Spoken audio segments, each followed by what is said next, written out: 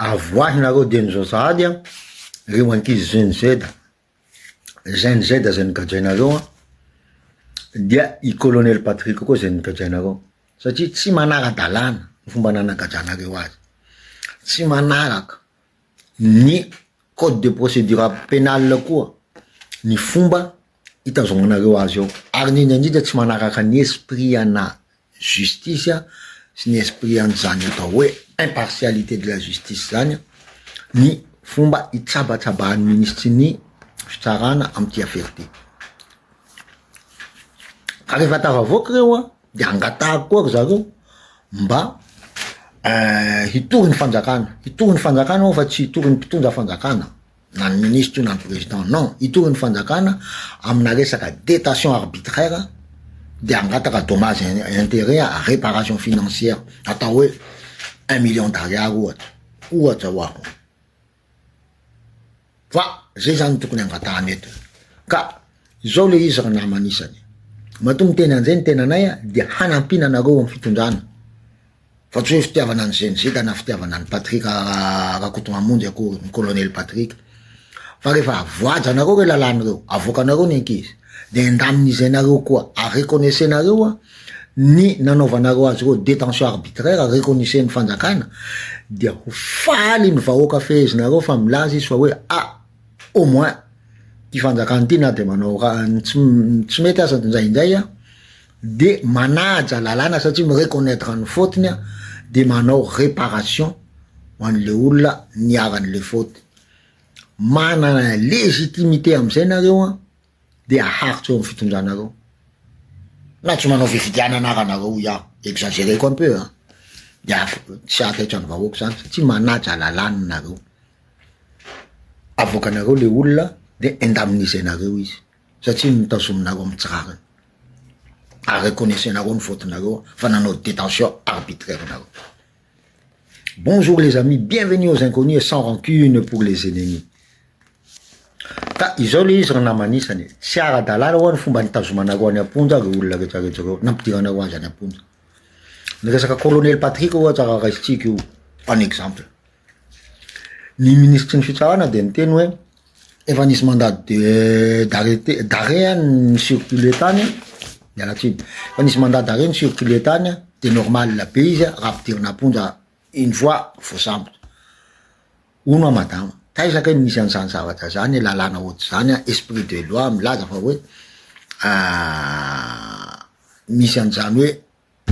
mandat de dépôt égale enfin mandat d'arrêt égale mandat de dépôt na mandat d'arrêt implique mandat de dépôt, tsisy lalàna ary tsisy théorie juridique miteny an'izany. Ny olona raha ampidirinao mandat de dépôt de tsy maintsy ny juge midécider an'iny, rehefa nanana avocat izy a miaro azy teo anoloan'izay juge d'instruction zay de rehefa nisy koa débat contradictoire entre le olona voapanga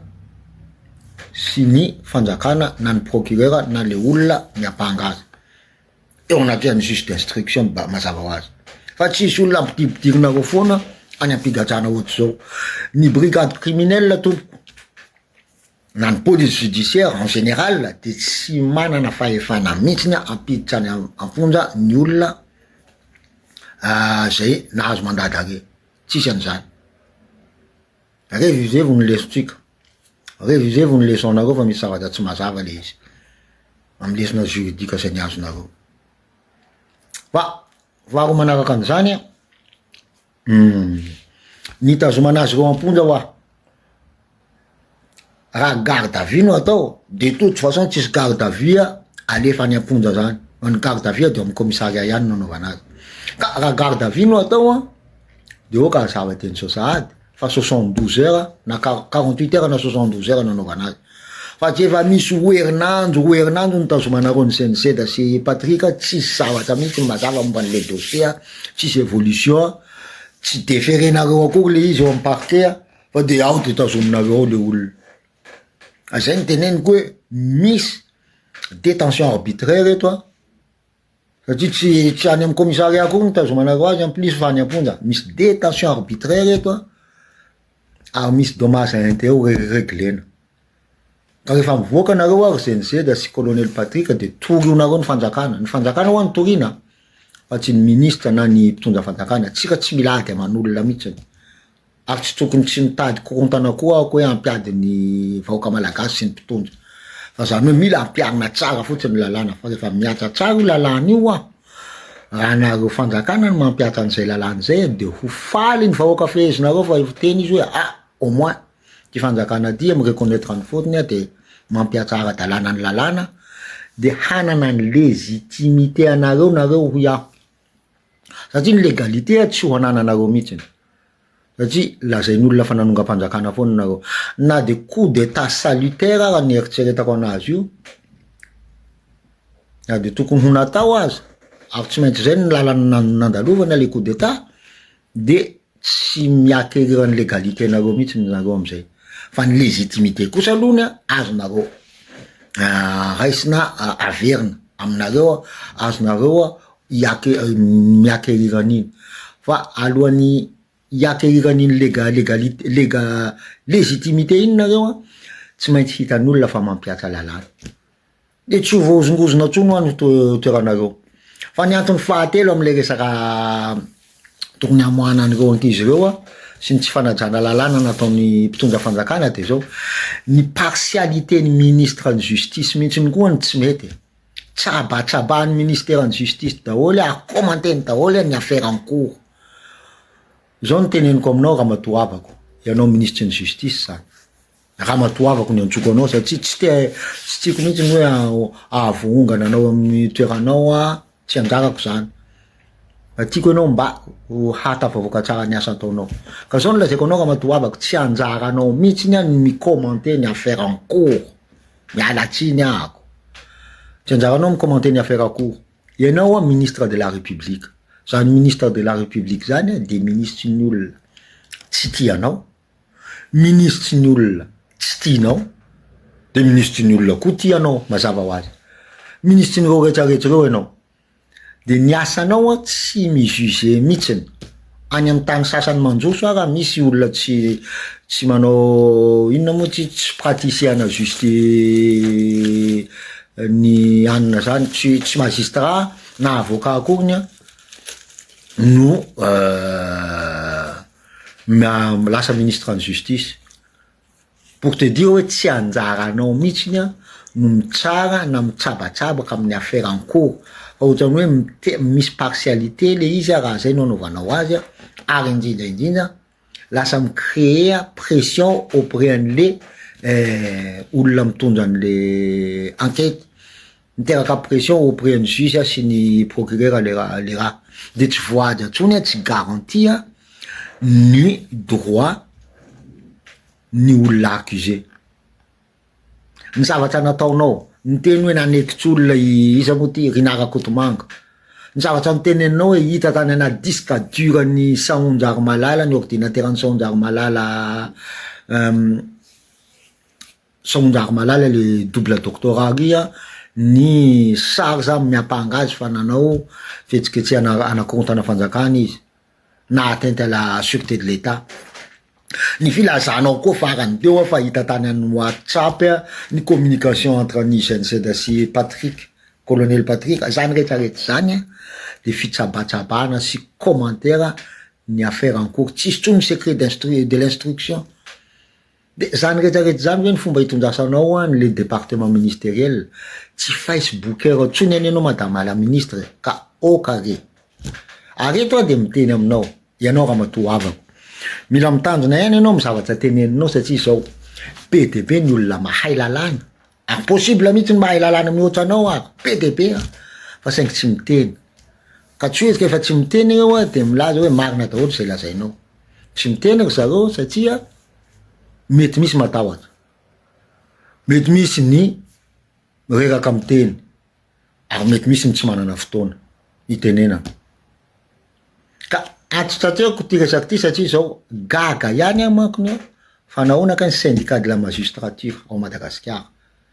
na ny syndicat ny avocat ao Madagasikara tsy miteny mihitsy ny am'izany rehetrarehetra zany ka zay ny atsipoko aminao madame la ministre fa hakoa manaraka an'izay zay ny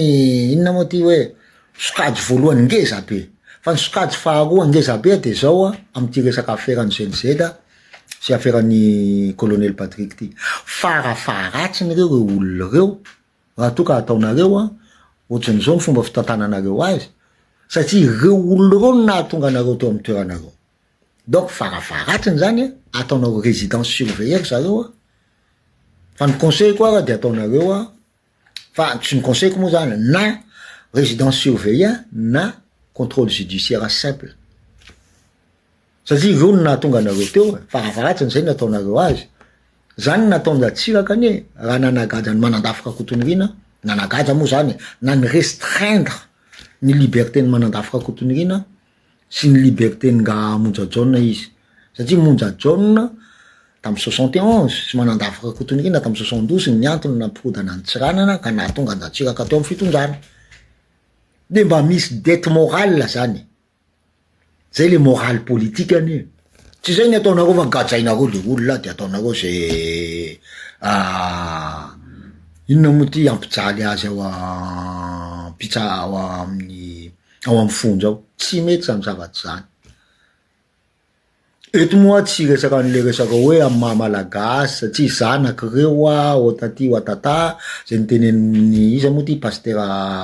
tsara memo ny anaran'le pasteur Tim iny azo raisina le izy fa tsy de miombokevitra aminy ako ohatrany hoe raha teneninareo amizay le izy de ohatrany hoe ambaninareo le ankizy CNZ zay milatsa sy miteny hoe zanaky reo hoe andefera sy non tsy resaka zanaka na andefera na akorany fa zany hoe fotsiny tsy rariny ny fanagajanareo azy ary farafaharatsy le dette morale lanananareo envers an'ireo dette morale zay misy ao aminareo envers an'ireo olona reo de tokony hoe contrôle judiciaire simple no ataonareo azy zany hoe restreint anareo kely ihany ny tsy fahafahany mivoaka territoire sasatsasany sy ny tsy fahafahany miresaka amin'olona sasatsasany ka izay sy zay le izy rolongo maro fa mbola betsaka ny azo resana fa zay aloha ny zavatra teneniko avaonareo reo olona reo ny CNC sirakoto mamonjy Patrika zany de mila mangataka dommage intérêt nareo pour détention arbitraire ao anareo CNZ sy ny colonel Patrick no andefasako an'izay afatsy zay fa rehefa ataonareo zay nareo mpitondra de ho faly aminareo ny vahoaka satria ilaza ny vahoaka hoe au moins manaja lalany nareo tan-tan-dalany Madagasikara de hanana ny légitimité anareo ka hafatsy atsipy amy manam-panahy le izy ambava omana ampo mieritseritsy raha diso ny teny koa de averino amiko ny fahendreny taolo ka izay le izy longo maro fa manaraka atsika manao misimisy soasoava iaby tsika iaby iresaka momba an'le hoe fanovana rafitra sy fanovana rafitra ao amy manaraka